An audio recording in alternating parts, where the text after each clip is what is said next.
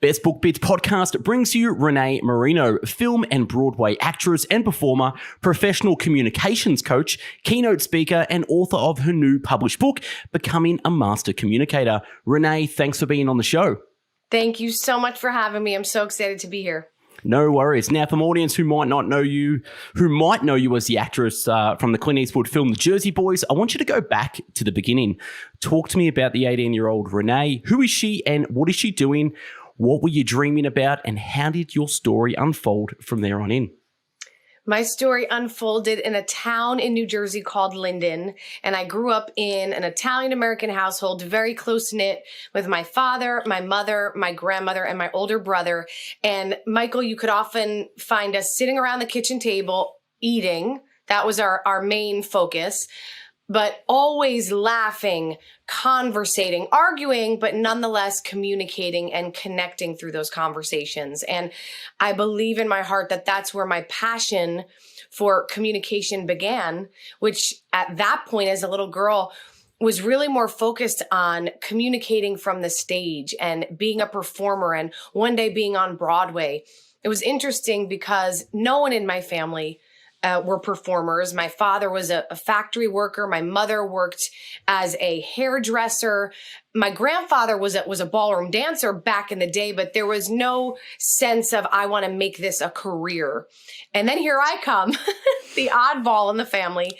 And my family was always so supportive, but they definitely advised me that it's a big dream, Renée. It's almost like wanting to become a quarterback in the NFL, but there was that fire within me, and I started taking dance class and then doing community theater. And that first time I sang a vocal solo, I'll never forget it, in a show, George M., and it was Down by the Erie. It was like, down by the Erie, there waits my pal. And I caught the bug. I was like, this is it. This is what I want to do with my life. And I started taking private voice lessons, continued with the dance classes. And when it was time for college, I told myself, I know that my one true love is performing. So I want to major in musical theater. And again, everyone told me, Renée, you're crazy. You need something to fall back on. It's such an unstable career, which is very true.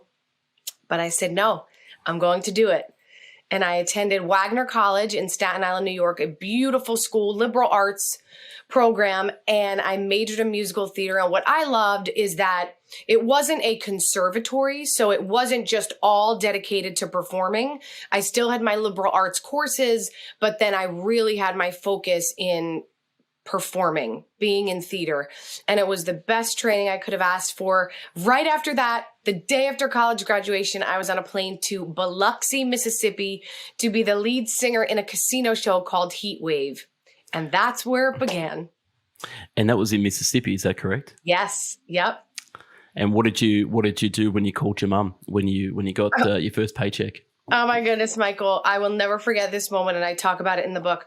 I was standing on the balcony in my hotel room overlooking the Gulf, and I got my first paycheck.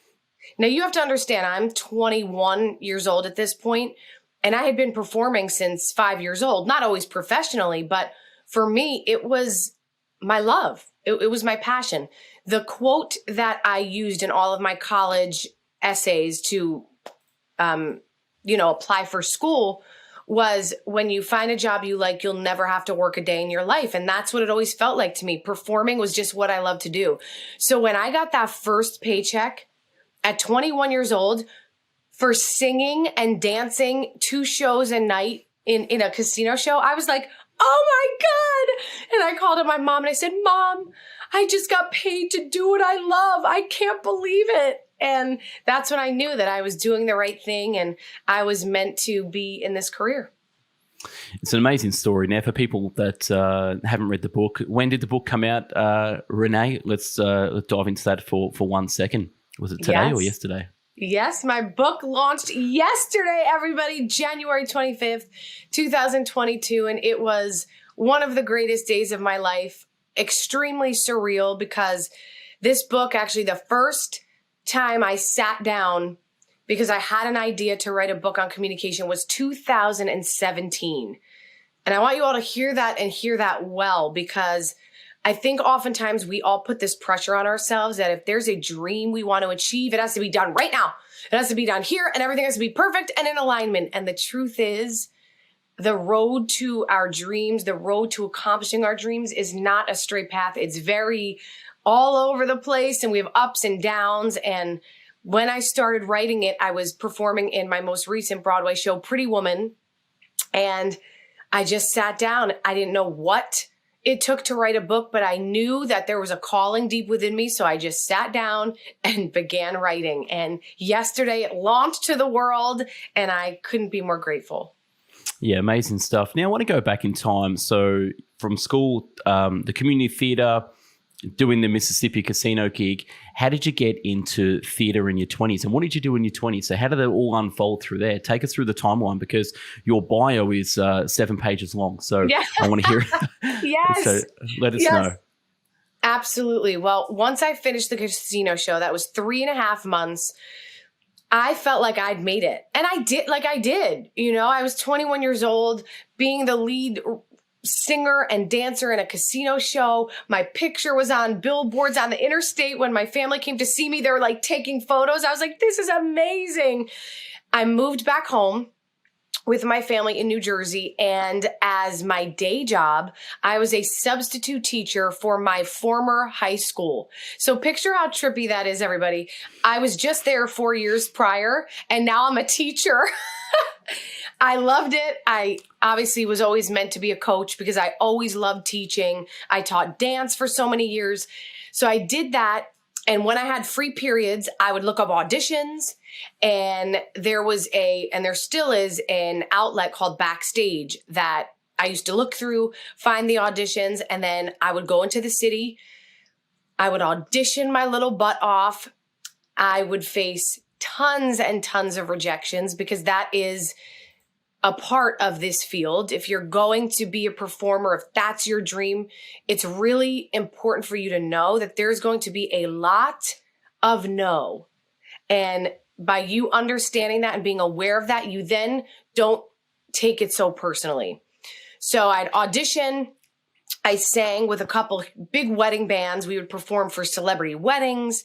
And then I went to an audition for the 25th anniversary tour of the musical Cats. They were going to be touring all around North America for a year. And I booked it as a swing. And a swing, for those of you who don't know, is a person in the cast, extremely important role, who covers several different roles at once. So I covered 6 different Cats.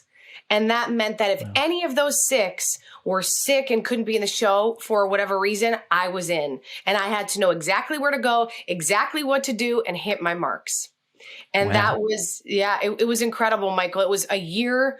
We went to Mexico, Alaska, all over the US. And it was one of the most powerful trainings I could ever ask for out of the gate, because to be able to be a swing and be so self-motivated and be able to do several roles at once, that takes a lot of focus, a lot of, as I said, self-motivation. And after I did that show, I was like, all right, I can do anything. I did 6 roles still in my opinion, one of the hardest musicals ever. I got this. I could keep going. Yeah, one of the things, one of the biggest takeaways I got from that and what you said is you got thousands of no's in your 20s, which made you rejection proof. And it wasn't the no's, it was those small wins that led to bigger and greater things. So talk to me about the bigger and greater things that came from Cats. What was the next musicals, and how did it unfold through there? Yes. After Cats, so I did that for a year. And then my goal was to get my equity card. And equity card means that you are now a part of the actors union. So you get health insurance, you get a better salary. And for me, that was the smaller goal, right? Along that bigger goal to Broadway. Because I had that goal, I had to turn down several jobs. There were several jobs that I booked, but they weren't offering me my equity card. So I had to say no. And that's something else I think that's really important to impress upon everyone listening, that sometimes when we have our vision so clear, and we know what the next steps are, it takes some maneuvering. And sometimes that maneuvering is you putting your foot down on what isn't serving you for that bigger dream. And it was tempting, trust me, because as a performer, you can be high on living as a Tony Award winner and then the next day be out of work. So it is very unstable. So to say no to jobs, it's like, oh, are you crazy? But for me, it was never about money. This was always about wanting to be on Broadway and seeing myself in the heart of New York City doing what I loved. And I kept that vision really clear. So I turned down several jobs. And then the next thing that I auditioned for was the world premiere of Disney's High School Musical. If you all remember, Disney's High School Musical was like a huge craze. The movie came out, we're all in this together. And we were the first stage version. Well, I booked it.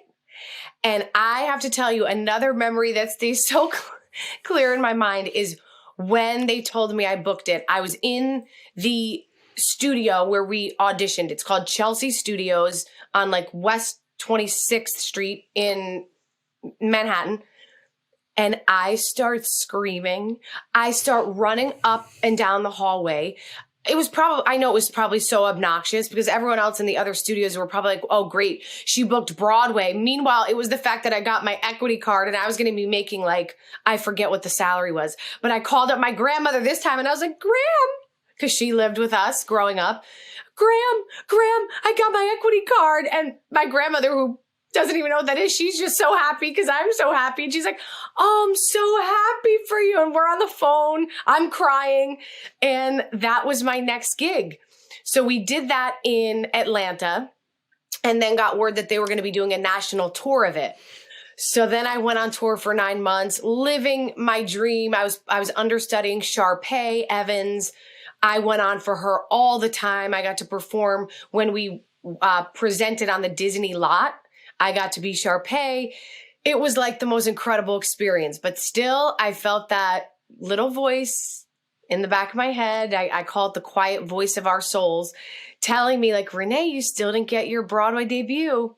So I left and everyone thought I was crazy because we were making such great money. I mean, it was Broadway salary. And when you tour, you also get per diem.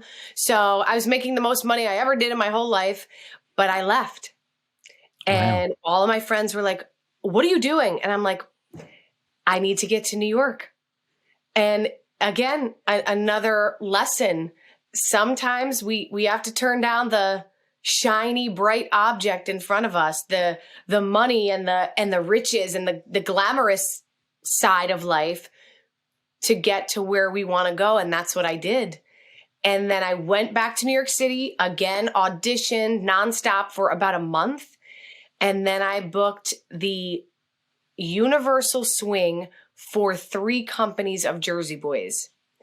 Now, a Universal Swing is the same thing as a swing, but for different companies. So just to give you an idea, when I covered the national tour, the Vegas company and the Chicago company. So if they needed me in any of those places, they would fly me out. Renee, we need you in Vegas next week. And you're probably going to cover Francine. And I had to know not only that role, but the role from that cast, which even though it's the same show, they were all slightly different. So I would have my separate sets of index cards for each cast and each company. Wow. And it was not just physical. Being a swing like that, it's so mental because you have to be on top of it. And I'm sure you get this, Michael. It's like sometimes things are harder when they're so similar. Like if I was doing a different show and had to know those roles, it probably would have been easier because it wasn't so closely related. Like I would go to Chicago company and the final pose would be my right arm up. But then when I was on the tour, it would be my left arm up. It sounds simple, but it trips you out. So again, such incredible training. And for me, this was so special because I'm really from New Jersey. I grew up listening to Frankie Valli and the Four Seasons. And it was like a dream show. So I was like, okay, even though I said this to myself, and it was the truth. Even though I'm not booked in the Broadway show, this is still such an incredible show that I want to be a part of. So I want to tour with it. Yeah, absolutely. Now I'm going to fast forward a little bit because I want to jump into your book soon. But the reason why we're going through the backstory is because what it leads up to now. So talk to me about the story of miscommunication and how your big break came about, only because you had the courage to talk honestly what was in your heart, and how it, if it didn't come from courage, and how you might have missed your big break. So who was in the audience while you're performing Jersey Boys, and how did that story unfold?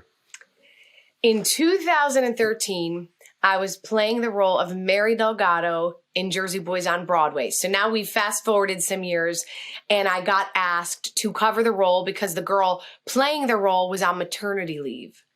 So they brought me in. This was like the biggest dream come true. My family could all come in from New Jersey, see me in New York City. And one Sunday matinee, I go out on stage to sing My Boyfriend's Back with the girls, and 10 rows back is Clint Eastwood. Yes, the legend himself. And I heard through one of my coworkers that day that he was coming around to all the different casts of Jersey Boys to see the actors play the roles, because he was going to be directing the film. And at that point, I didn't think much of it, to be so transparent. I didn't think twice about it, because in my mind, I said, they're going to hire A-list celebrities out of Los Angeles to be the Jersey Boys and to play Mary Delgado. Marissa Tomei's probably going to play my role. So I didn't think too much into it, but it was amazing to have this legend watching my performance.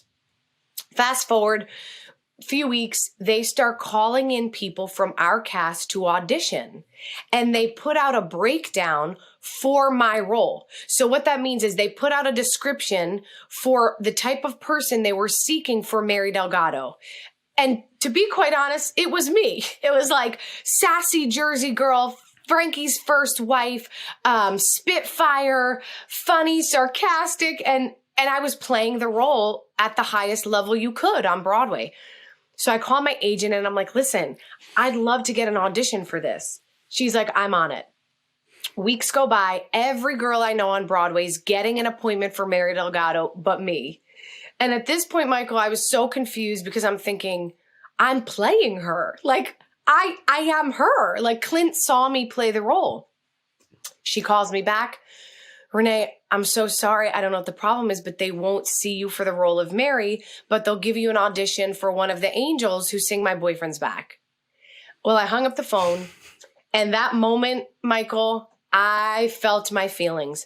I cried. I felt so frustrated because I was just thinking to myself, I remember saying this a lot. I was like, God, what are you trying to tell me? If I can't even get an audition for something I'm already playing, am I not supposed to be in this career? And I felt my feelings, which is step one of being a master communicator, is that communication with yourself, letting yourself feel what needs to be felt. Yeah. But soon after, 30 minutes later, I threw my hands up. I said, well, what am I going to do? I'm going to go in and audition for one of the angels. I get to the audition that day on Wall Street. I'll never forget it. And the casting director, Jeffrey McClatt, wonderful casting director, is telling me how much he loved the show. He saw it the night before. And then he said, would you like to sing the song first or read the scene for one of the angels? And at that moment, I could literally feel something rise within me. And I heard again that quiet voice from within say, Renée, you have to do this. It feels too right. And at that moment, I just look at him and I say, you know, Jeff, I was really hoping to come in and read for the role of Mary Delgado. And I was like, what is he going to say? And he looks back at me and he goes, I was just thinking the same thing. And I'm like, amazing. So I went in the hallway for about 20 minutes, went through the Mary scenes after doing the Angels audition. I did that first. I come back in, do the Mary audition, and I left there that day feeling so happy. And this is why. Not because I ever thought I was going to be playing a lead female role in a major film. It was because I had the confidence to communicate from my heart that day that I opened up a door of opportunity for myself. And 2 weeks later, I get a call. I happen to be at my childhood home in New Jersey, Michael, down the street from where the entire storyline of Jersey Boys takes place.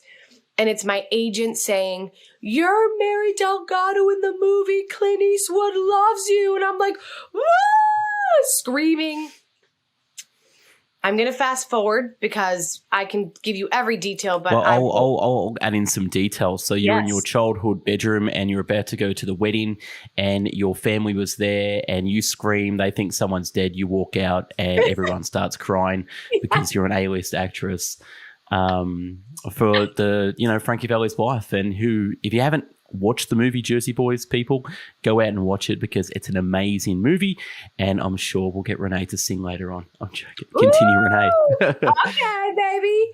Yeah, great story. Now, in the book, you detail it really well, and it really hits home for me that, to go back to when you spoke to that casting director, the miscommunication, and we'll basically just touch on this really, and because it's in your book, the thing with communication is miscommunication. Now, Clint always wanted you to play the role, but it was miscommunicated through a middle person. So can you talk a little bit about miscommunication before we jump on? Absolutely. I want to fast forward. Now, Michael, would you like me to share the end of that story, or should we have Please, just Great. let's tie that shoelace up. Yeah. Yes, great. Yeah. So I'm on the set on the Warner Brothers lot. And just to preface this for all of you, I never was in a TV show, film, nothing before. This was my first time literally doing anything like this. I had just been a stage actress. So I had to throw my arms out into the world and say, all right, Renee, you need to trust yourself. Clint Eastwood hired you for a reason. Well, every day that we would film, Clint Eastwood and I would eat lunch together, and I would communicate with him as much as I could, asking him questions, listening to everything he had to say, absorbing it like a sponge. And this is where communication is so powerful, not when you're the one speaking or communicating, but when you're the one listening. I learned so many life lessons, not even having to do with acting, but just living as a human being. And fast forward to about a month into the project, we're eating lunch, him, myself, and the producer of the film, when they begin talking about how Clint knew that he wanted me for the role when he saw me perform on Broadway. Now, let me remind you all, that was weeks and weeks and weeks before they even gave me an audition. So I drop my fork and I say, "Do you guys want to hear a funny story? I actually didn't even have an audition for Mary Delgado. The only reason I got to read the scenes is because I opened up my big mouth in the room and asked." And the two of them stop, look at one another so confused, and they said, "What do you mean? We requested you. We said we want the girl from Broadway to come in and audition." Well, come to find out that day, as Michael just shared, there was a middle person casting associate juggling a few films at once and just dropped the ball. So think about this. If I did not have the confidence to communicate in the room that day, I could have missed my once in a lifetime opportunity. I would have been moving about my life, never knowing that Clint Eastwood was waiting for me to walk through that door the entire time. And didn't he go about and say, "Where's Mary? Where's the Mary I'm looking for?" And then you appeared, and then he's like, "There you are." So going from show to show. Now, I wanted to touch on that. I know you had lunch with Clint Eastwood every day, and it was like having a masterclass as well. Tell me a little story about when Clint and Meryl used to act, and how Meryl used to do, dozens of takes, and then he said, I'll let you do the story, but talking about authenticity from the heart and just letting your heart speak, not your head speak. So expand on that a little bit. One of the greatest lessons that I learned from the man himself, Mr. Eastwood, was the gift of imperfection. If any of you are like myself, I lived most of my life being a perfectionist, constantly beating myself up. It's not perfect. You have to do it again. What's wrong with you, Renee? Listening to that inner critic.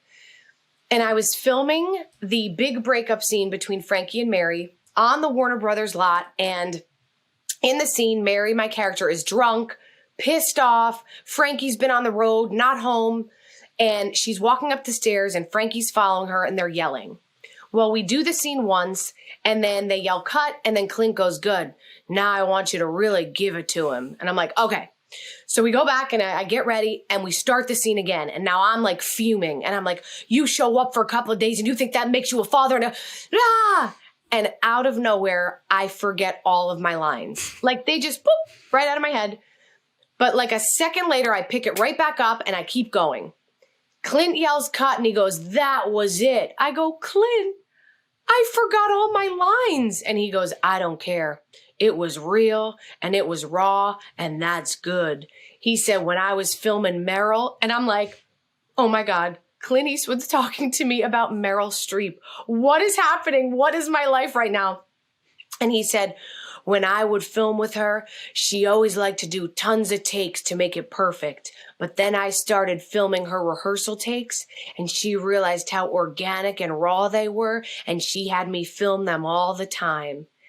And that made me realize, wow, we work so hard to be what we perceive as perfect, but nothing is better than being authentic, being real. And the truth is, when we're all upset and angry and frustrated, sometimes you forget what you're going to say. If you're arguing with your spouse or a friend and you're screaming, it's like, sometimes you forget what you're about to say. And he recognized that. And by him recognizing that in me and then sharing that story, it was like this beautiful light bulb went off. And since then, I'm not kidding, that was 2013. I have lived my life so differently, remembering how beautiful imperfection is. Imperfection is human, right? And nothing is more real or authentic than being human. And we just need to lean into that. It's funny that from all your experiences, just an offhand comment from someone can really change your life, and that's sort of old school communication as well that we talk about. Now, just a couple of quick questions. I watched Jersey Boy last night. That's why I'm wearing this. So I just wanted you to feel comfortable pretending you're speaking to Frankie, your husband, because dressing up like Frankie. So that's why I thought I'd put on the jacket. You look so handsome. I want to send this to all the Jersey boys so they can see you, because they will love it. We can sing as well, and we can do a little bit of Sherry, or my boyfriend's back, but yeah, we won't do that today. It's a podcast. Okay, so talk to me about the professionalism of actors and what your experience or what your pickups were with the sort of just the professionalism being on set, being in a major, Warner Brothers movie, flying first class in, having someone stand in your position where you thought, hey, I'll do that. And you're like, wow, having your own trailer. So talk to me about that whole experience and what that did for you, post movie and the premiere as well. What did you pick up from there? Absolutely. Well, as I said, I had never been amongst the atmosphere of a film or a film set. And I was a sponge the entire time. It was like it was just like a baby learning to walk for the first time. But the powerful thing about that is that I really learned to trust myself. The greatest observation I had on that film set was the leadership quality of Clint Eastwood. Now, before I step foot on this set, you think, you assume, right? We all assume things, how it's going to be, what it's going to be like. And working with the cream of the crop directors, Clint Eastwood, I'm thinking, well, he's going to be standing up there telling everybody exactly what to do, what he needs from them. And he runs the show. And it was the opposite. It was this beautiful collaboration of his team that he trusts so much. And the first thing I felt when I walked through the door that day, all I heard was, "Renee, welcome." And I felt like I was back with my family. Like it was open arms, it was love, it was collaboration. And the funny thing, Michael, was that Clint is the opposite of a micromanager. I remember I was doing the pizza scene where Frankie and Mary have their first date. And I'll never forget, we do one take, and Clint only does a few takes, by the way. And Clint walks over to me. Now, he didn't say like, "Renee, be more like this," or "try this," or "give me more of this." Never, except that breakup scene that I shared with you when he said, really give it to him. Well, he walks up to me and he goes, "You look like Veronica Lake right now." And I was like, "Oh my God, thank you." But then I was like, "Oh, well, would you like me? Is that okay? Do you want me to say the line a different way?" He's like, "No, it's great." And he just walks away. And I was like, oh my goodness. Like he trusts his people so much. And the beautiful part about that is by him trusting me, that activated that trust within myself, which allowed me to be free as an actor to explore what I wanted to explore. And I was able to perform at my best, which then gave him what he wanted for those scenes. I want to share this with you because unfortunately this scene was cut from the film, but there was a scene where Frankie, myself, and our little daughter Francine were at the dinner table. And we're eating dinner and Mary's a bit tipsy and she's arguing with Frankie again. And Clint let us improv, I would say for about 10 minutes.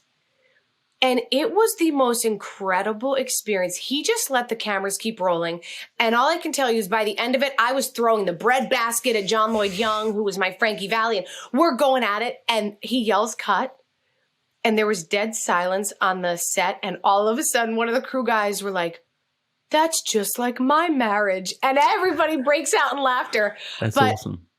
The reason I share this with you is because afterwards, Clint and John and I walk out and Clint was like, that was incredible. I can't wait to edit that.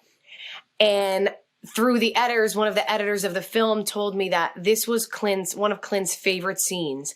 And it was in the film all the way to like almost the final cut. And then they had to cut it, not from his doing, but the higher ups. But what's so cool about that is that was all us. Like I got to do what I did and what I saw in this moment for this character. And that's what the whole experience was like. Seeing Clint Eastwood have no ego, trust the people around him. And that for me was a huge lesson in leadership, that the best leaders lead by being and not by telling. Yeah, absolutely. I mean, we could unpack this, but I want to jump into the book. But one last question I've got for you just regarding to the movie. So my beautiful friends, Ruth and James, have a daughter named Eve. So shout out to Eve. She's 15 years old. Now, we went away recently to their holiday home. And I asked her, I said, what do you want to do when you're older? And she said, I want to be an actress and performer. And she's got a question for you. She's 15 years old. She wants to know, what is the very first thing you did when you decided to become an actress and performer? What was the very first thing you did? First of all, hello, Eve. I'm sending you so much love and positive vibes. The first thing I did was sign up for private voice lessons. The second thing I did was never stop. Never stop training, because Eve, what I want you to understand, and everyone who is an aspiring performer, your body is your tool. Right? Now as a communication coach, I use my computer a lot and I use my microphone and I have my book as a resource. But when you're a performer, your body is your only tool. So you need to keep it in tune, just like you tune up your computer or you tune up your car or you charge your phone. So constantly being in dance class, in acting class, in voice lessons, it's an ongoing process. And you'll hear from some of the most successful Broadway stars out there. They're still in class because your body is a living, breathing thing, and you have to keep it well oiled and take really, really good care of it. Thank you so much, Renée. I'll share that with her as well. So let's fast forward to becoming a master communicator. Hold up the book. Show me the book again for everyone out there. Go and buy it. Go and read it, because I had the privilege of reading it before it came out, and I can tell you it is one of those amazing communications books. So why did you write it first? And give us a little backstory on how you put it together. As I told you all when we started this interview, I've always been obsessed with communication, how people communicate, why they communicate in the way they do, and that stemmed from my own upbringing. Well, fast forward to doing my last Broadway show, Pretty Woman the Musical, and my girlfriends and I in the dressing room, greatest times, sharing and talking. And I remember one of my girlfriends talking about a guy that she was dating. And she was really into him, but she didn't know how he felt. And I asked a question that I thought was the simplest of questions, but the answer I got was not what I expected. And I just asked, well, did you talk to him about it? Like, did you talk about how you're feeling or where this is going? And she was like, oh no, like, No. And in my mind, I'm thinking, wait, that's step one, right? If you're not communicating and not figuring out what playing field you're both on, then we have problems. So that got that idea in my brain that was like, I need to write a book about this, because this response is, my friend is not the only one who's ever said that. I've heard from a slew of people, I don't want to rock the boat. I actually don't speak about how I feel because I'm not a confrontational person. And I'm thinking to myself, communication doesn't mean confrontation. So after getting that answer, that's when I started writing the book. And then, Michael, I was at a restaurant and my friend and I met up to catch up, and we're having the best time. And next to us, it's a family of 5 parents, a teenage son, and 2 young children. And the entire meal, it was about an hour and a half, none of them spoke because they were all on a digital device. The parents and the teenage son on their cell phones, and the 2 young kids on their video games. And I couldn't help but take notice, because here we are like cackling, laughing, eating, and catching up. And there was silence next to us, even when the meal came out, and my heart broke, because I thought to myself, these are precious moments of time, the one thing we can't get back, being wasted on having their heads down in the virtual world and not in the real world, connecting with their loved ones. And that was when I further narrowed down what this book was going to be about. And I said, I must shine a light on this, because technology, new school technology, as I call it, is such a gift, right? Like, you and I are here right now together. How beautiful is that? But if we don't learn how to consciously connect, we're going to have so many problems in our relationships, at work, and in our lives. So I wanted to use this book to just shine a light on a problem that is only going to get worse, because technology is only getting more and more advanced. So we need to really become aware of this now, so that way we become in control and conscious of how and when we're using our digital devices. Yeah, the book really sort of hit home for me. Now, I've read a lot of books and done a lot of summaries on communication, but you blend old school simplicity with, which is pre-digital technology, with new technology. And it's sort of the first book I've ever read where you go back in time, where writing letters, speaking to people from the heart, having a 3-hour conversation without a digital device, that was the main avenue for communication. And then fast forwarding now, where we can't escape our devices, cameras, everything, we want to blend the two. Talk to me about that great story in the book where you talk about that family where the man comes home from work, the wife's got the dinner cooked, they have a dinner, and then they put the radio on. What do they do next in that little lounge room when they listen to the music? Yes. So this was my dear friend. I'm friends with all of my high school teachers. They were at my wedding. I mean, I love connection. Communication is connection, and creating genuine connections for me is so natural. And I think the reason we're here on this earth. So I was at one of my teachers' homes, and another teacher was over, and at the time she was 87 years young. And we start talking about my book. I was in the process of writing it, and she tells me this beautiful story how when she was a little girl, her and her brother and their parents would have dinner, and then every night after dinner, they would push the tables aside and they would dance the polka. And they would dance the polka.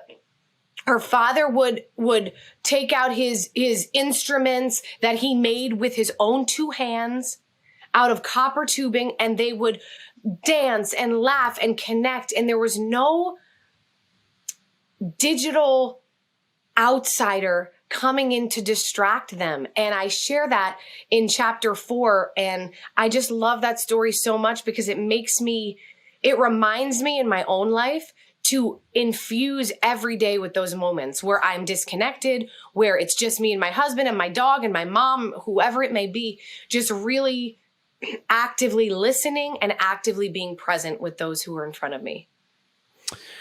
Yeah. Great story. And for those who, buy the book, because it's one of those books that for the next 10 years will be relevant to what we're talking about now. Now, give us a breakdown on sort of new school of technology, which both inhibits and sort of improves our communication. So, yeah, talk to us a little bit about that. Absolutely. New school technology, as I said, it's such a gift. But just like anything, too much of anything is not good. So in chapter 2, I really talk about how technology is just allowing our lives to thrive. Again, we all are in the midst of so much change. We went through a pandemic. Hopefully we're on the way out. But if we didn't have Zoom, if we didn't have FaceTime and Skype and all of these outlets to connect us, oh my goodness, it would be such a lonely time, lonelier than it was and than it can be.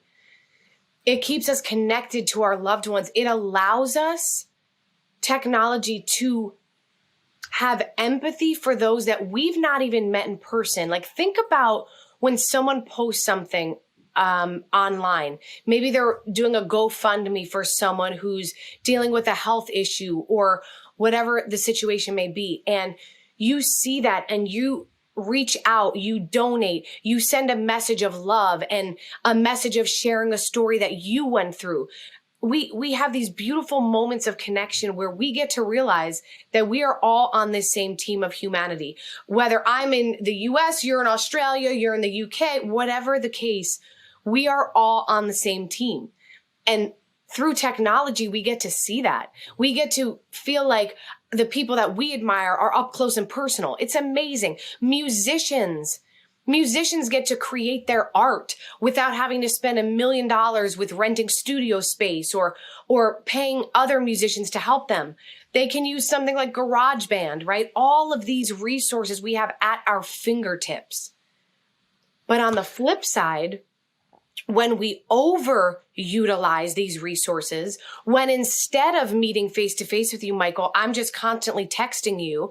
And what's the problem there? You can't read tone through a text. How many times have I sent a text to a friend quickly and then I look back and I'm like, oh my God, it auto-corrected. And that is not what I meant to say, right? Yeah. It can cause so many issues. And you'll see in the book, I share so many personal stories where some of the people that I was closest to in my life, there was so much tension because of an inability to consciously communicate without the phones, without the computer. When we write emails, how many times at work, I'd love if I could see you all. I know I'd see a lot of show of hands. People who are like, oh my goodness, I was at work and my boss writes me and is like, where's that document I needed? And I sent it, but then we realized it went to spam.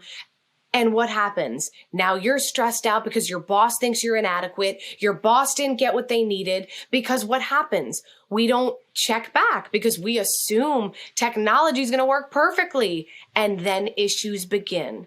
So if we don't understand how to balance these two worlds, this is where the tensions arise. This is where issues arise. And we want to, I know we all want this. We want to live lives where the life that we have posted on our vision boards is real. It is possible, but it can only be possible if we make communication as our priority in our lives. Authentic, honest, and clear communication as a priority. And that is the intention for this book. Thank you for sharing. And one of the stories that really got me in the book was when you were texting back and forward to one of your girlfriends and you're busy. She's busy and you try to arrange dinner and obviously let's postpone it 2 or 3 times. And then she cracks the shits and writes you back a text message and you're like, shit, we got to the, you tell the story. Tell the story. Yeah. A little bit about that. Yeah. Dear friend of mine, we've been trying to get together for dinner only through text, right? Here's the danger zone, only through text. I'm busy. She's busy. And because my schedule was so nuts, I kept having to change it. So it was like probably the 3rd time now. And after the 3rd time being like, I'm so sorry. I can't do it again. Boo-hoo on me. She writes me back and she's like, let's just forget it. And in that moment, I was like, oh my gosh, Renee, are you kidding me?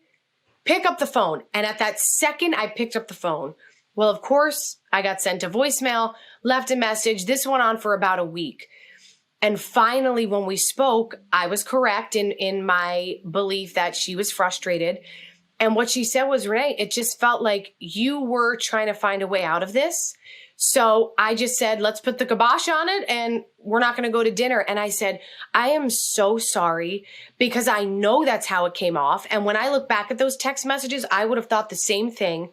I should have picked up the phone right from the get-go because you know what we would have done? Avoided all of this wasted time. Again, the one thing we can't get back, and the wasted energy, me stressing that you're upset with me, you being frustrated with me, thinking I don't want to see you. And then the problems escalate. How many times in our lives has that happened, right? Where a problem that probably could have been solved in 4 minutes sometimes lasts years. How many people haven't spoken to family members or friends in years and years?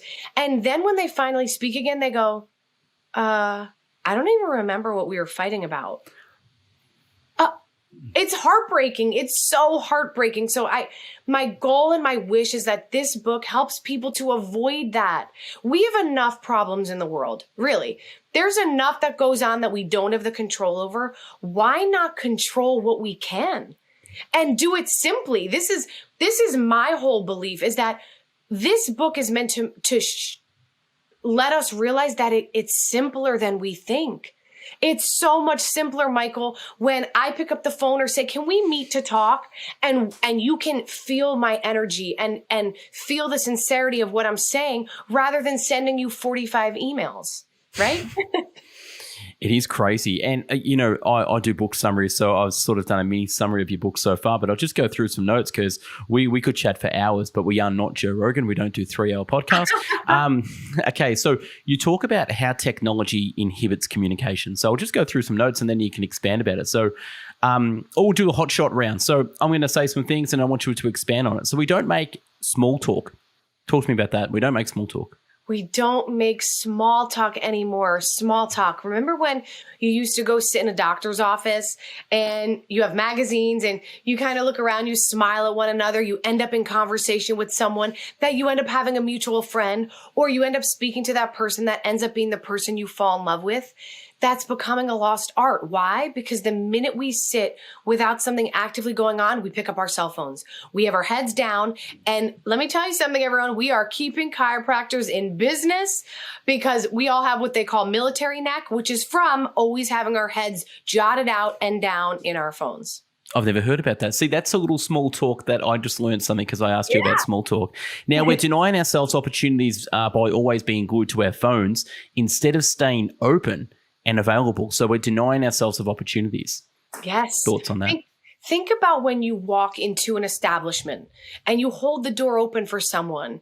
And maybe if you're someone single, all of a sudden you're like, oh my gosh, here she's cute, right? And then you start making conversation and again, you create that connection.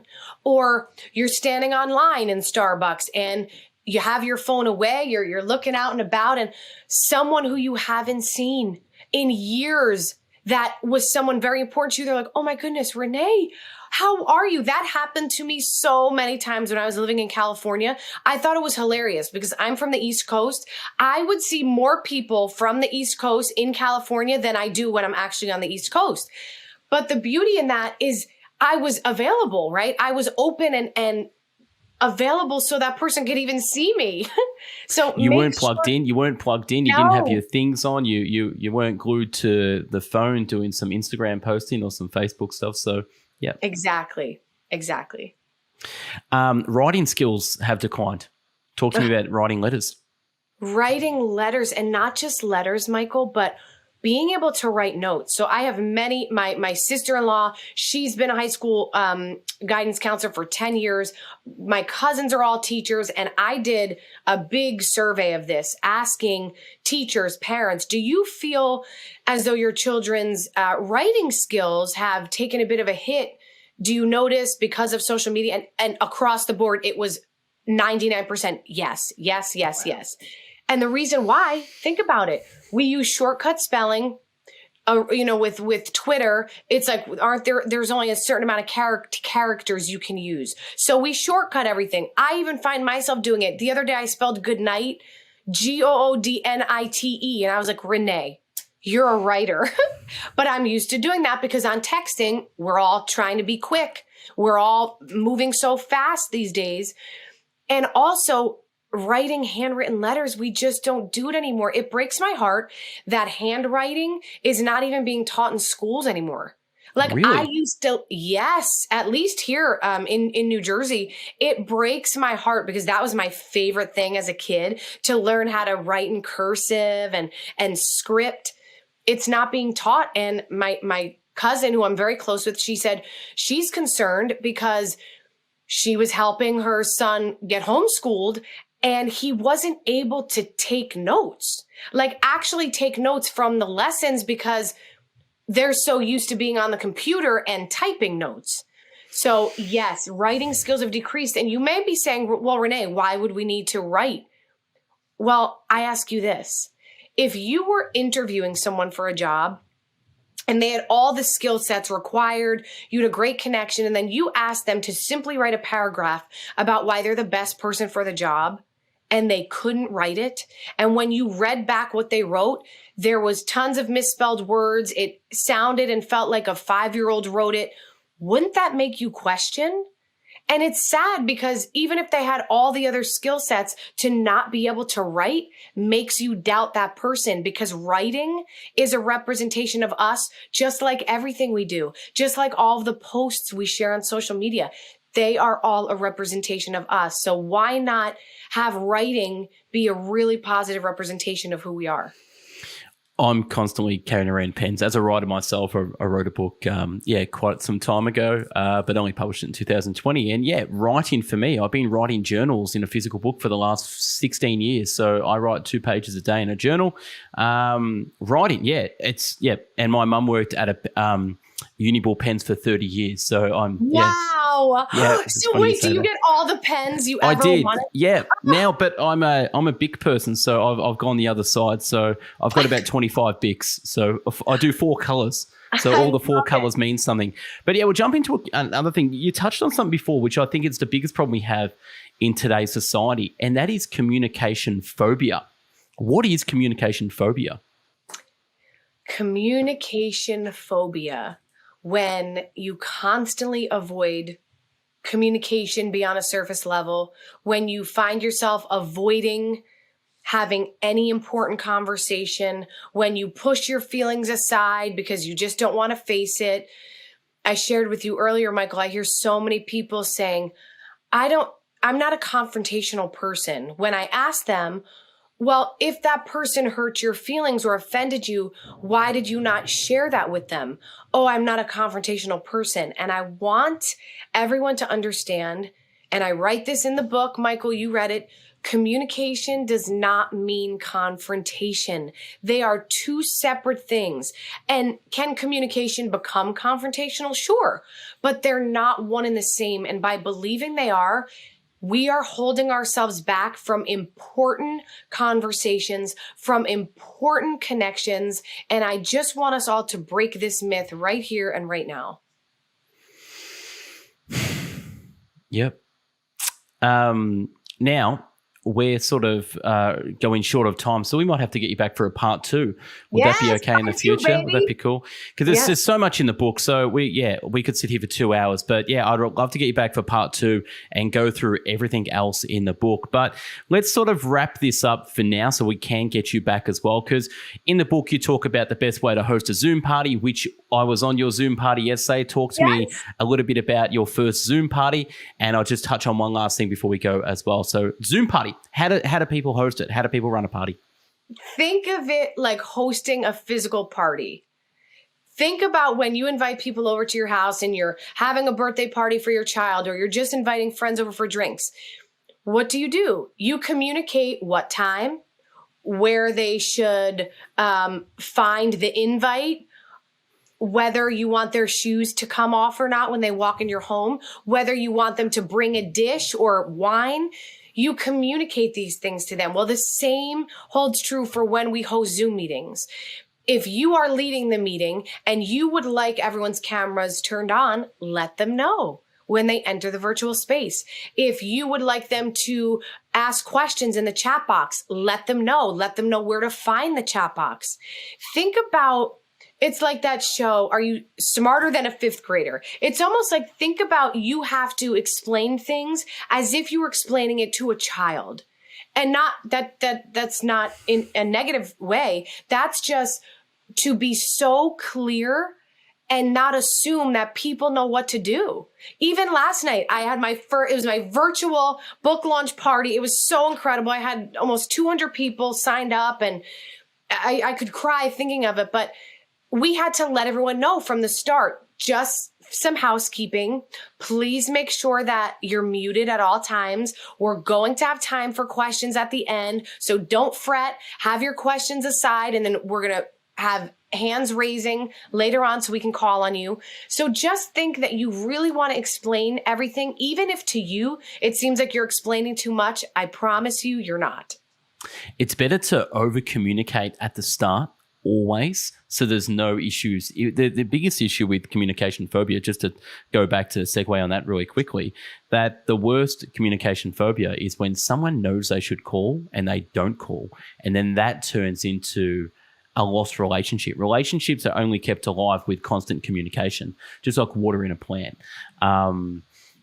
Hopefully that makes sense. Yes. Now, last thing before we go. So I know you were a theatre actress. I'm not sure if you're still working, but I know you went into the space of being a communications coach and then being able to co-host the Tony Robbins and Dean Graziosi's first ever virtual World Summit. Okay. But what was the transition like from going active with your body to sitting in a chair and getting the military neck and just coaching? Because as a coach myself, I totally understand sitting in the chair all day and just coaching online. Talk to me about that. That is the toughest part for me, Michael. To be completely honest with you, I chose to become a coach before the pandemic, before the shutdown, because I knew after Pretty Woman closed and I performed my one-woman show, I knew that I was ready for a new chapter in my life, and I always loved coaching, and I was already in the process of writing my book. So I decided to become a coach, and I took this wonderful course by Tony Robbins and Dean Graziosi. And then the pandemic hit. So it was kind of perfect timing. But through that, we were all in our homes and stuck behind a computer. And talk about going from 100 to 0. I'm used to doing 8 shows a week, constantly working out my body, up and down subway stairs, bags on my shoulders, dancing in 5-inch heels. I mean, nonstop. And then to being sedentary behind a computer. And let me tell you, my friends, it is no joke. So what I have realized, and what I teach my clients and when I do company trainings, the best way to communicate effectively in our lives, whether it's in person, whether it's on Zoom, especially when it's behind a computer, is to move your body first. Put on a playlist, call it your power prep playlist. Put on those songs that pump you up. Put on the Jersey Boys soundtrack. Yes, baby. Jersey Boys soundtrack, and just move your body. If you walk around the block, I have a little trampoline I jump on to get the blood flowing. I have my workout machines at home, and I move. Even if I don't feel like it, that means that I must. And then when I sit back down, Michael, I'm energized. I feel more like myself, and I'm thinking clearer, right? Because it's mind, body, spirit connection. We must move our bodies. So that was the hardest part of it for me, but I absolutely love it. I love getting to connect with beautiful people from all around the world like yourself. It's just the greatest gift.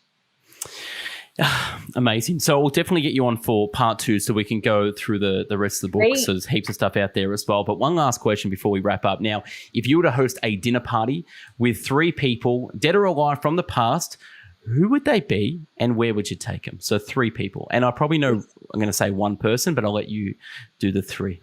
Who's the 3 people? Well, the first one is my father, who actually passed away just 2 years ago. My book is dedicated to him. I say he was the OG Master Communicator. He is was the greatest man alive. So now that he's in heaven, I'd love to sit with him and be like, Dad, what's it like? And then, be like, how am I looking from up there? Get the scoop there. I would love to have dinner with Oprah. I mean, come on, pick her brain. Talk about being a sponge and just really understanding everything about her communication with self, where her communication style began from. And one of my absolute favorites, Mel Robbins. I am such a fan of Mel Robbins. She is, what I love about her the most, I'm just reading her book, The High Five Habit. She is so authentic, and I love that she's so transparent about everything she goes through, because that to me is what it's about. I always say, I'm not going to go speak to someone, say you're speaking to a therapist about anxiety, and they're like, I've never experienced it. I'm not going to that therapist, because the best teachers are the ones who go through it.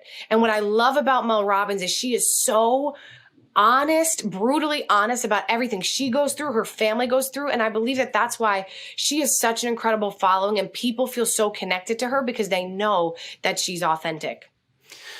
So your father, which is, I knew you were going to say that. So sorry about your loss as well. Thank you. Thank you. Oprah and Mel Robbins. Yes. Where would you take him, or what would you serve him? What cuisine? Where would you take him? Ooh. Well, I'd first have to see, does anyone have any food allergies? Is anyone vegetarian? Let's get all that underway first. What's your favorite food? Let's knock that out of the park. What is it? Where do you go for where do you go? I love food. Guys, I just have to be honest. I love eating. Like, eating to me is number one. If I could be, Guy Fiero, diners, drive-ins, and dives, he goes around tasting food. That's actually my real dream. Like, just be the girl who goes around tasting food and then writing little blurbs about it. Heaven. But if I had to pick my favorite, it would be lobster ravioli. Wow. Yes. It sounds like a good meal. So we can serve that to your dad, Oprah, and Mel Robbins. Yes. Perfect. Well, Renee, we'll get you back for part 2. I know you've got to run as well. So appreciate you coming on. And now, last question. Now, if you were to leave our audience with one message and you had one big billboard in Times Square, what would your one message be that you could give to the audience? Start celebrating yourself every day. We constantly pick ourselves apart. We are focused on what we haven't accomplished, what we haven't done. How about we flip the script and start celebrating everything that we do, even making the mistakes? That means I tried. Make celebration a priority. Awesome. Thank you, Renee. And thank you for being on the Best Book Bits podcast, and all the luck and success with your book. Now, where can people go out and purchase your book? You can head to my website, which is great, becomingamastercommunicator.com. That way you read all about the book and all the incredible endorsements that I have. Dean Graziosi, Russell Brunson, Chazz Palminteri, Bryan Adams, and so many more. Becomingamastercommunicator.com or Amazon. All of the outlets where it's being sold is on that website. So check it out, order it from where you choose. And I'd love for you guys to send me a message on Instagram or my website, reneemarino.com, Instagram at I am Renée Marino. Send me a DM when you get the book. Take a photo. I love to share it on my stories. And if you have any questions, don't hesitate to reach out. Awesome. Thank you. And also go watch The Jersey Boys. I did last night. It's on Amazon, rented as well. And watch Renee in action through there. It might not be her normal character, but God, she plays a good character. So congratulations on that again. Thank you, Michael. Thank you for having me. No worries at all. We'll speak to you soon.